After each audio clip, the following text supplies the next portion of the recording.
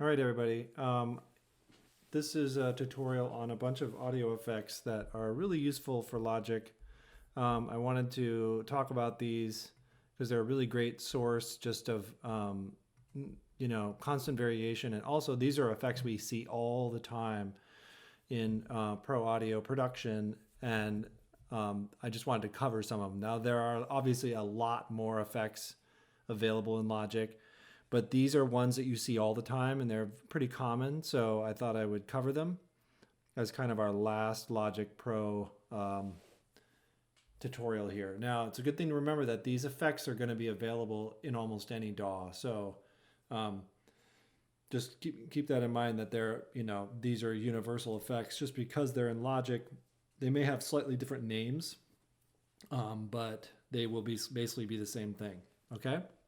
So the first one here that I want to talk about is Tremolo. And Tremolo is a great effect. What it does for the most part is it allows you to take a sound that is constant, like fully sustained like this, and then create a pulsing effect to it, okay? Now what we're doing is pulsing using an oscillator. And what it does is it pulses the decibels or the volume intensity of the sound. So here what we're going to do is you can see that the tremolo is a periodic oscillation of the decibels or dB of a signal through the use of an LFO or a low frequency oscillator. Okay. So if we look at the most important aspects of the tremolo, the first one is the rate, the oscillation rate. And again, almost always this is set to tempo, and not always, but most of our music is rhythmic. So if we're using a tremolo effect, oftentimes we use it as a rhythmic element in the music. So it becomes kind of a rhythmic effect. So the rate with this little value here, the note value, if I click on this button, it will switch this between being linked to timing or linked to just hertz. So if I were to turn off this eighth note, it would turn into hertz here for rate. Okay. The next one is the depth. The oscillation depth sets the amount of decibels cut from the signal in the oscillations. Okay. So what that means is if depth's at 100%, that means when the oscillator reaches the bottom of the oscillation, it goes to 0 decibels. It goes to silence. Okay. If I were to put the depth at 50%, it means that the low part of the oscillation would only be at 50% of the volume. Okay. The smoothing is the next one. Smoothing sets the shape of the oscillation, either a gentle slope or a hard cut. And I'm going to demonstrate this in a second, so you'll see it. And what that does is it basically intensifies the effect of the tremolo by changing the shape of the tremolo. The last one is the phase. Okay, and the phase sets the oscillation phase based on the stereo signal. So for instance, right now it's set to, you can see the left side has a peak here and then a slope down. At the same time, the right side is at its trough when the left side's at its peak. So what this is going to do is give this a flutter effect where the left and the right side are not synced together, but they're oscillating opposite of each other, okay? So this is often something that we fix. If we turn the phase to 0, then both speakers are gonna pulse together on and off, okay? So let me go over here into Logic and show you an example of this. So I have ES2 running here, and I just have a little synthesizer playing. I'm going to go into audio effects and go down to the modulation and go to tremolo, and I'm going to choose stereo. Okay. And the stereo tremolo, this is what we just looked at. So right now, if I turn the rate off here, it turns into hertz, right? So the low frequency oscillation is below 20 hertz, but most likely we're going to use a tempo, and it's going to lock here to the quarter note. So if we listen to this now, listen to what we hear. So you can see here now, there's a swimming back and forth from left to right speakers, right? As the sound oscillates basically based on the panning, okay? What I'm going to do is I'm going to put the phase to 0, and that's going to sync them together. And listen to this now. Okay, we get more of a rhythmic pulse now, right? And then if I take some of the smoothing out of this, you'll hear what it does too. It's going to now make it more intense. Okay. And I can also, so if I increase this, I get a really cool effect.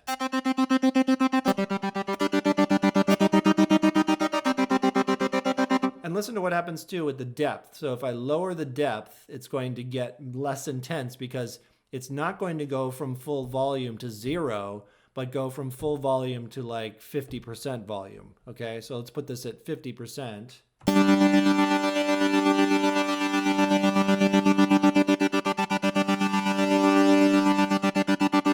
Okay, so you can hear what it's doing, and it's a pretty cool effect.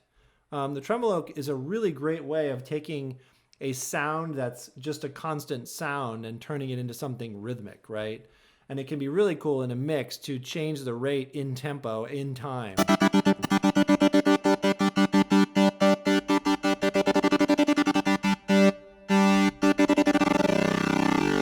Okay, and when I pass 0 here, you can see what it does too. It's going to go into the hertz level here. So anyway, so that is what your tremolo does, and it's a really cool effect. It's basically an oscillation of the intensity of the sound, okay? So there are other types of LFOs like this too. Vibrato is another one, which I haven't brought up here, but we're going to use that a little bit with the chorus effect. But what that does is it basically is an oscillation like this, but of pitch instead of volume, right? So instead of an oscillation of the intensity or the decibels, it's an oscillation of the pitch, basically from, a little bit sharp or flat back and forth. Okay? So anyway, so that is your tremolo. That's the first one. Let's go on to the next one. The next one is the bit crusher, okay, and or what is also called downsampling, and we do this a lot in pro audio. It's a very popular effect. It's especially popular these days as we, what's really popular right now is mimicking music from the '80s, which basically was just poor quality audio for some effect, and so. The sound, for instance, of Nintendo, the early Nintendo games or Atari games, where it was literally 4 or 8-bit audio, is something that is really an interesting sound, and we like to emulate that in kind of video game music that emulates video games and does other things. So downsampling can be a really cool effect, or bit crushing, to change the audio, okay? So bit crusher is an audio effect created by changing the bit depth or bandwidth of an audio file, an audio signal, okay? So let me explain that a little bit. So what happens is, as we know, we record right now at pretty high levels of audio, like 16 samples, the resolution is 16-bit at least, if not higher, 24-bit, 32-bit. And that's the resolution of the sound in the vertical, in the amplitude domain. And then the horizontal domain or the time domain is called the rate, right? And that's usually in hertz. Like, for example, a CD records at 44,100 samples per second, right? And that means that for every second of sound, there are 44,100 samples in that 1 second, or data points. So when I take a sound and I change the resolution, I am reducing the quality of that sound. That's usually the most common way we do this. Or we downsample it, which means that we reduce the amount of samples in a second. All right? So let's look at this. The drive introduces the overdriven sound of a clipped signal. And we do this a lot kind of to emulate like an amplifier overdrive kind of sound. It's a really very, very common effect, especially in electronic music, like to create intensity and like something sounding like it's about to kind of blow up. That's a very common effect used using a bit crusher. The second one is resolution. And the resolution here is setting the decibel resolution of the signal, how many bits there are in the horizontal spectrum, right? The vertical spectrum of the signal. The next one is the downsampling. That sets the sample rate resolution of the signal. So as we said before, if I record at 44,100 samples per second, that's full quality, okay? But then if I turn this knob, I can downsample, meaning I can reduce the quality of that sound so it sounds more and more gritty and dirty, and you'll hear the effect, okay? Then the last thing is the mix. And the mix is a very common knob we're going to see in all these effects, actually, that allows me to mix how much of this original sound is coming out as opposed to the sound that's been bit crushed, okay? So for instance, if I have this at 50%, half of my sound is going to not have the effect, and only the other half will. So it kind of mixes the signals together, okay? So let's take a listen to this in Logic. Let me close this out and go here to the bit crusher. So the bit crusher is under distortion. It's a distortion effect because I'm basically distorting or changing the sound, right? I'm going to go to the stereo bit crusher. And if I first of all put the mix here at 0, the drive again is going to increase the edginess of my sound. So that's the sound without it. Let me put the mix at 100% and put my drive down. So it increases volume quickly too to increase the drive here. But listen to what happens when I downsample the resolution.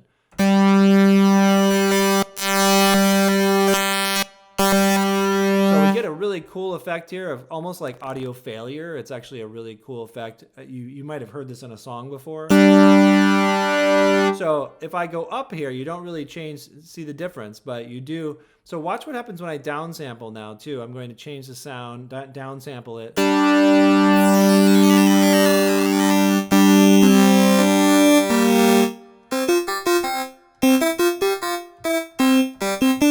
So it has that really cool effect of sounding like that sounds very much like an old Atari computer game, right? So that's what the downsampler does.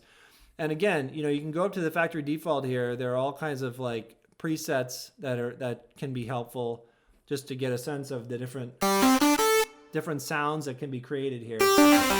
But this is used all the time as well to make a sound more interesting, to make it more rich and gritty and dirty. And it's a really cool effect that we hear a lot in audio and just music in general. Okay, going on. The next one is the directional mixer. Okay, and this is a really cool effect that it's funny because it's actually not as powerful as because of the way we record audio and the way we do sound. But the directional mixer is interesting because what it does is it's kind of a replacement for panning for some reasons. And let me explain what directional mixer does. Well, let me read the definition here. The directional mixer allows you to send both signals to whichever pan position you want. It also allows you to introduce spread into the signal. So let's talk about what those things are. In traditional panning, if my sound is in the center, then I get both and left and right channels are sounding at equal volume, right? Which is that's if center panned, full volume on both speakers.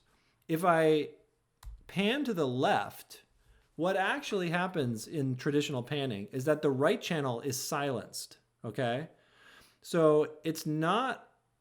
So what's interesting is that if our left and our right channels are different, for instance, then if I pan to the left, I might actually lose some of the sound that I have because the things that are in the right channel are lost, right? And so depending on what you're doing, this cannot be a good way of panning something because it's going to kind of remove some of the sound, right? In addition, so if I pan right, of course, the same thing happens. It kills the left channel and we only hear the right channel, okay? So And again, if you have a stereo signal that's fairly equal in the center, this doesn't matter, right? Because the right channel basically has the same thing that's in the left channel, and so they work together and we hear the full signal. There's also something called equal power panning, which is really common, and it's the idea that we're going to power both speakers. Like when the sound moves to the right, we don't lose the intensity of the sound. It just kind of balances out, okay? So this is the traditional panning setup, right? In the center, the left and the right are equal. If it's panned left, then the right channel is removed. If it's panned right, the left channel is removed from the sound, okay? So in the directional mixer, it's a little bit different. So what we do is we have the left and the right together. If I pan to the left, what happens is it sends the sound from the right channel to the left channel, okay? So basically you hear both signals from the right and the left in the left speaker, okay? Does that make sense? So this is really a way, you know, again, it can be a way of keeping a sound rich and full if it has distinctively different left and right channels. And then again, the same thing. If I pan all the way right, what it does is it sends the left channel to the right speaker also, so that I hear both channels coming out of the right channel. All right. So in Logic, this is a pretty simple plugin. Obviously, we just have a direction knob, right? And I choose left or right. But then I can also choose the spread, which we're going to talk about a little bit more later. But basically, this allows me to adjust the narrowness or wideness of the sound. So let me go here. The spread sets the width of those signals, either full spectrum. Oh, that should say full, not fill spectrum. Either full spectrum, full, okay, or narrow in the stereo field, okay? So if I narrow this, then we get a more kind of like directed leftness or directed rightness, okay? And it's kind of the impression in our ears of how the sound is, okay? So let me show you how this works in Logic. So if I go, and this is going to make absolutely no difference in my signal right now, but I just want to show it to you. It's in the imaging folder, and I go down here to Directional Mixer. And again, what it's going to do is send all the channel. If I send this to 90 degrees, that's going to send it all the way left or right. But if I go to the right or the left, it's going to do the opposite, right? And then what's weird here, there's this sense of 360 degrees, but really what it's doing is just kind of, like for instance, negative 38.5 is going to be the same here as it is down in negative 138.5 or whatever. Yeah, something like that. They're going to basically send some of the signal to the right or to the left, okay? Same with the stereo spread. So if I narrow the spread, it's going to more focus that signal right at 67 degrees, for instance. If I have the spread as really narrow, and it's especially hard to hear this at all on laptop speakers because they're not really separated enough, right? They're not spatially far enough away, so you won't really get the effect. Okay? Anyway, so that's the directional mixer. It can be really useful if you have a signal that has very contrasting left and right speakers and you want to send them to the left or the right, okay? All right, the next one is the spreader. Yes, stereo spreader or stereo spread. Now there are two effects in Logic for doing stereo spread, but this one is the more common and it's kind of more easy to use too. It's the newer one. The stereo spread is an older plugin that they've left in. So this effect allows you to spread the stereo image out, and it gives the sense of a fuller, wider sound, okay? It makes it really sound like you're surrounded by the audio, and it can be a very effective thing for widening your mix and really making it intensely sound big and broad, all right? So the most important things here are the first one is the rate, and this actually affects the sense of which frequencies are being spread out.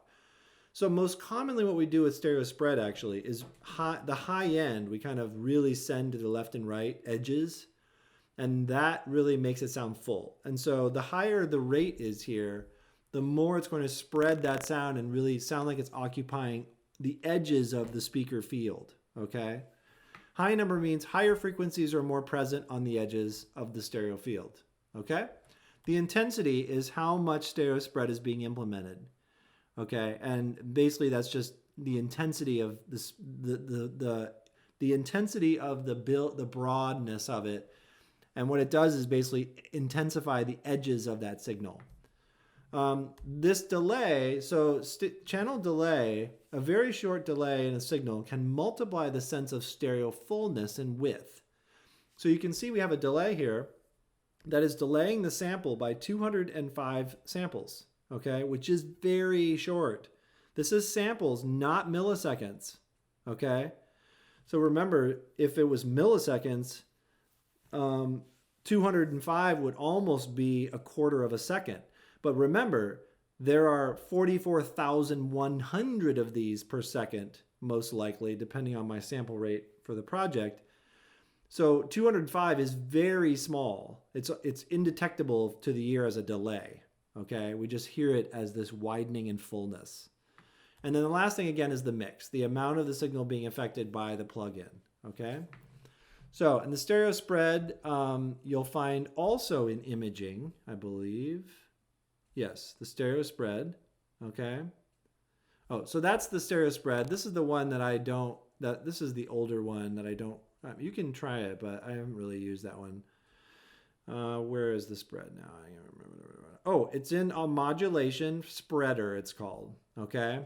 So again, what this is gonna do, you can kind of hear it, it turns up the sound. Let me turn it off and then turn it on. Let me do a double dimensional enhancer.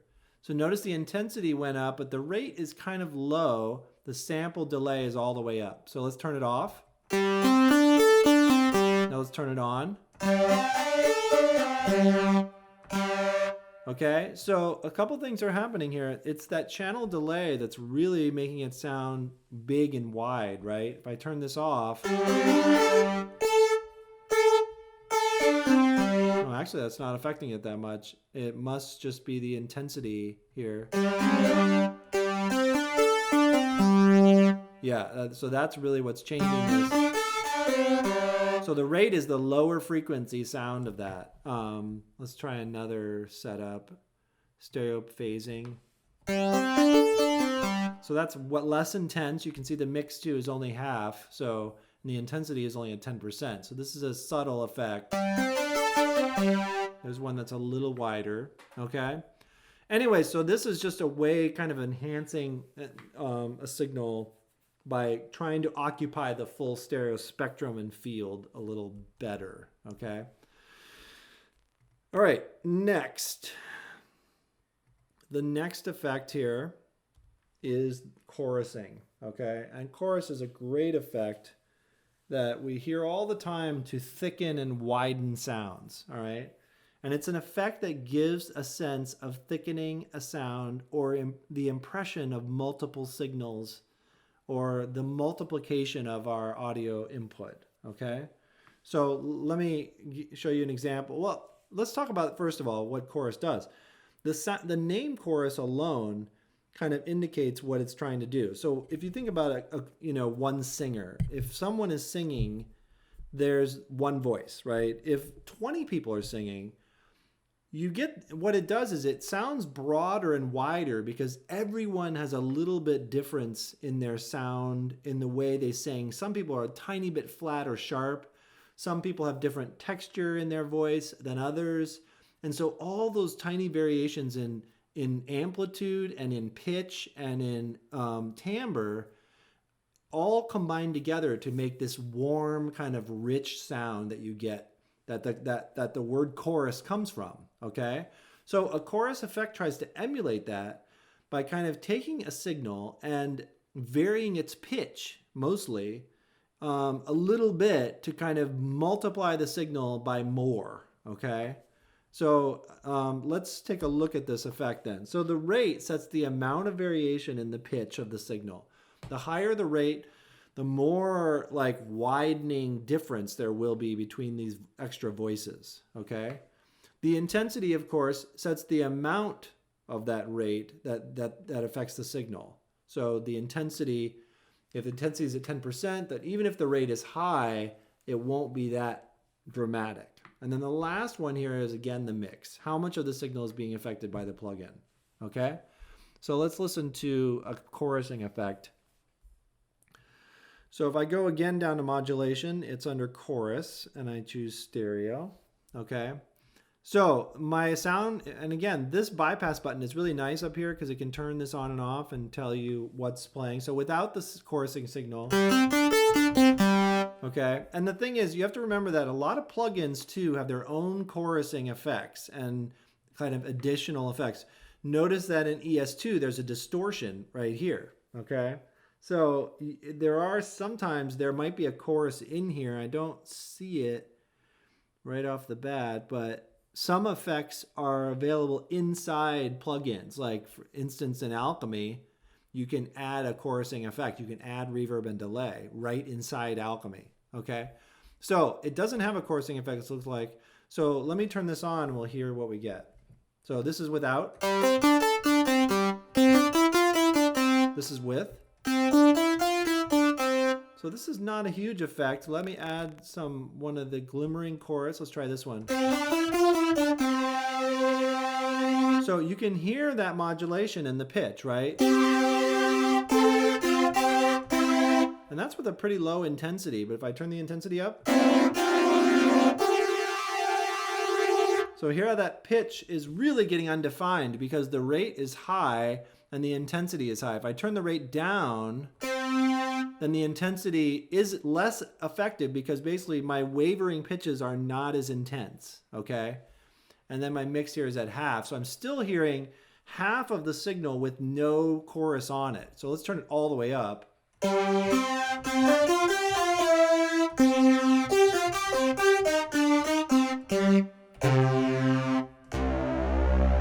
Okay?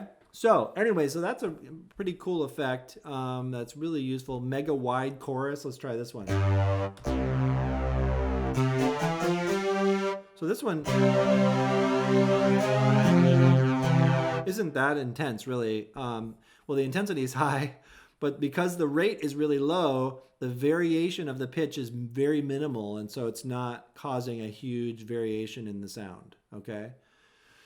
Okay, so that is chorus, and we're close to getting done here. Let's see what's next. So the next one is the pitch shifter, and this is the last one in this list. And the pitch shifter does exactly what you'd think it would do. It's going to allow for the shifting of the original pitch up or down by cents or semitones, okay? And I have to say, Logic's pitch shifter is really kind of sketchy. It's not great. One thing about pitch shifting you have to remember is that pitch shifting is very much like a rubber band in that you can stretch it a little bit and it will sound okay, or it might sound good. But the further away from the original sound you go, the weirder it gets and the more strained the sound is. And so, for instance, if I crank up the semitones to 12, which is an octave, it's going to be more, the sound is going to be more warped and weird than if I just semitone it up 2, right? 2 semitones up, a whole step. That will sound, that might sound actually totally fine. But if I crank something up to 12, it's going to really change the sound a lot. And that's actually where we get those some of those classic weird vocal sampling things we use, like the one that's called Space Chipmunks or something. I think that's called Space. I don't remember what it is. But it's that weird kind of chipmunky sound in a voice because they've transposed the pitch. We hear it a lot in vocal music, especially in electronic dance tracks and stuff. Using pitch shifting is really common, okay? So, but let's talk about the basic parameters here. The first one, again, is the semitones. The set number of semitones in the shifting. And again, a semitone is every note on the piano, right? So there are 12 semitones in one octave from C to C. So if I crank the semitones up to 12, then I'm upping the sound by 1 octave higher, okay? The sense is the next one, which sets the fine tuning, which is quarter tones up and down. So these are called half steps as well, the semitones. So when we talk about quarter tones, we're talking about tuning between the half steps. So this is like really fine tuning. If you want to kind of detune something to be weird and kind of like off-putting a little bit, you can use the scent tuning and do some weird stuff with it, and it can do some really cool things. And then the last one again is the mix. Setting how much of the signal is shifted. Okay, note, this is really important to remember, that anything other than 100% will give you 2 notes at once. Okay, because if I have the mix at 50%, then I'm going to hear half the signal at normal pitch, and I'm going to hear half the signal pitch shifted, right? So I'm going to get 2 notes at the same time. So let's take a look at this in Logic. If I go over to, let's just switch this. So my pitch shifting is actually under pitch. And if I go to pitch shifter, stereo.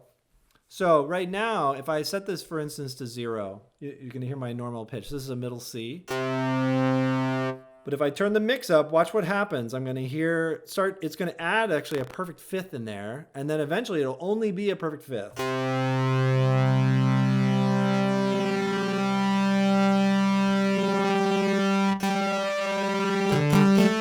See how it's already distorting a little bit? I'm going to turn this to, probably vocal because it's a synth. If I turn this all the way up,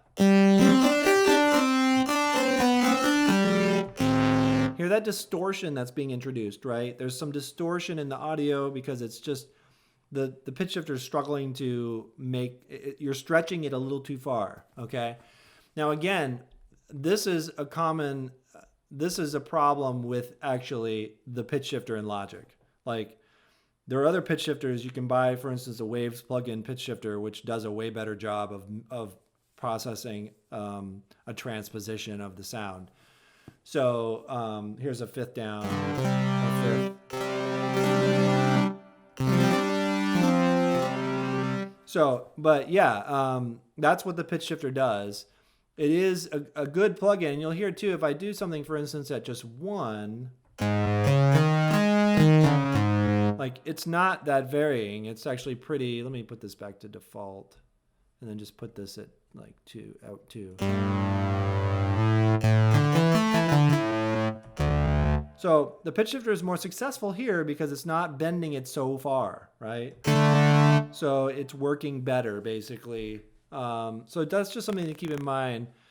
You know, if you're using a MIDI instrument, you should never use the pitch shifter. You should just turn the notes down, go to the piano roll and take the notes up or down based on their note. The only time you'd ever pitch shift is really when you're looking for a funky effect or if you're using an audio file, right? That's when you'd really use the pitch shifter. Okay, so there, as you can see, there are a lot more effects in Logic. In fact, I love these pedals. I actually missed this from Ableton. The amp designer is really cool.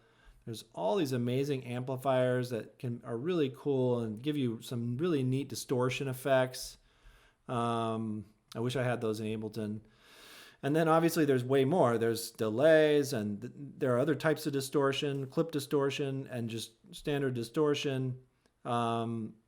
There are lots of different, especially in this modulation. The flanger is really cool. The micro phaser, the phaser, which is really neat. The ring shifter is a weird effect. So there's obviously more, right? But I just wanted to cover the basics and kind of like the standard effects. A lot of these other things you're going to also find in other DAWs, but the most commonly used ones are the ones that I've talked about today.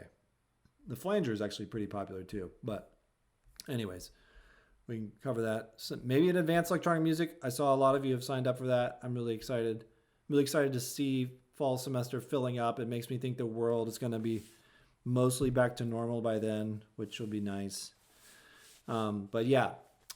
Anyways, there will be a quiz going up today. 10 questions on this video. So make sure you do that. It'll be due by next Monday, or yeah, next Monday. Okay? Or no, Sunday night? I don't remember when I make it. You have I think until Monday to do it. All right. I'll talk to you soon.